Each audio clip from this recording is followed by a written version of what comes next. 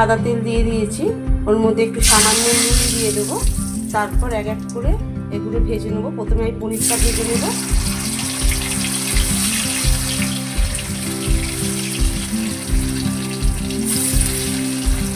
পনির, capsicum আর আলুগুলো দেখুন ভাজা হয়ে গেছে।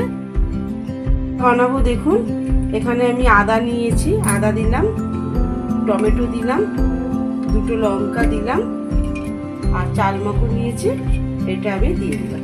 চাল মগজটা পুরো দিয়ে দিলাম। আমি ধনে গুঁড়ো দিয়ে দিলাম 1 চামচের মতো, জিরে গুঁড়ো দিয়ে দিলাম। এবার আমি মিক্সারে ঘুরিয়ে নেব। এর মধ্যে দেখুন আমি জিরে দিয়ে দিলাম, গোটা জিরে নিচে এটা পুড়িয়ে দিলাম।